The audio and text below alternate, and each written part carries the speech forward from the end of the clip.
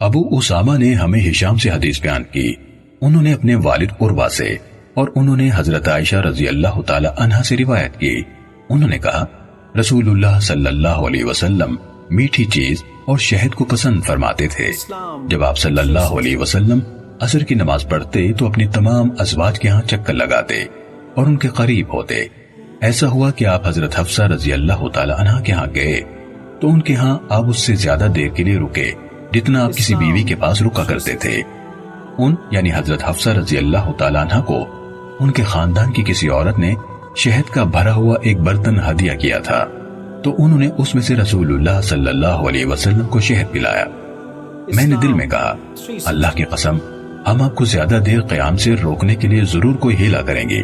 چنانچہ میں نے اس بات کا ذکر حضرت سودا رضی اللہ تعالی عنہا سے کیا اور کہا جب آپ صلی اللہ علیہ وسلم تمہارے ہاں تشریف لائیں گے تو تمہارے قریب ہوں گے، اس وقت تم ان سے کہنا اللہ کے رسول کیا آپ نے مغافیر کھائی ہے؟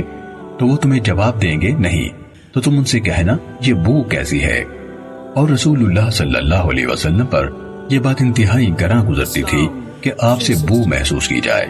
اس پر وہ تمہیں جواب دیں گے مجھے حفصہ نے شہد پلایا تھا، تو تم ان سے کہنا پھر اس کی مکھی نے اور فت بوٹی کا رس چوسا ہوگا۔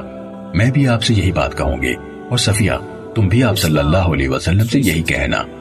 جب آپ صلی اللہ علیہ وسلم حضرت سودا رضی اللہ تعالیٰ عنہ کے ہاں تشریف لے گئے، عائشہ رضی اللہ تعالیٰ عنہ نے کہا سودا رضی اللہ تعالیٰ عنہ کہتی ہیں اس ذات کی قسم جس کے سوا کوئی حقیقی معبود نہیں، آپ ابھی دروازے پر ہی تھے کہ میں تمہاری ملامت کے ڈر سے آپ صلی اللہ علیہ وسلم کو بلند آواز سے وہ بات کہنے لگی جو تم نے مجھ سے کہی تھی۔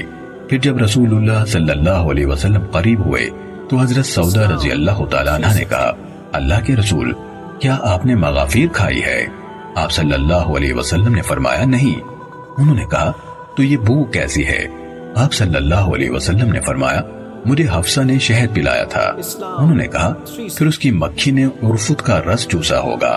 اس کے بعد جب آپ میرے ہاں تشریف لائے تو میں نے بھی آپ سے یہی بات کہی۔ پھر آپ حضرت صفیہ رضی اللہ تعالی عنہ کے ہاں گئے تو انہوں نے بھی یہی بات کہی۔ اس کے بعد آپ حضرت حفصہ رضی اللہ تعالی عنہ کے ہاں دوبارہ تشریف لائے تو انہوں نے عرض کی کیا آپ کو شہد پیش نہ کروں؟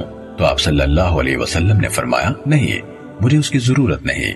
عائشہ رضی اللہ تعالیٰ عنہ نے کہا سودا رضی اللہ تعالیٰ عنہ کہنے لگے سبحان اللہ، اللہ کی قسم ہم نے آپ کو اس سے محروم کر دیا ہے۔ تو میں نے ان سے کہا خاموش رہیں۔ ابو اسحاق ابراہیم نے کہا ہمیں حسن بن بشر بن قاسم نے حدیث بیان کی، کہا ہمیں ابو اسامہ نے بالکل اسی طرح حدیث بیان کی۔ صحیح مسلم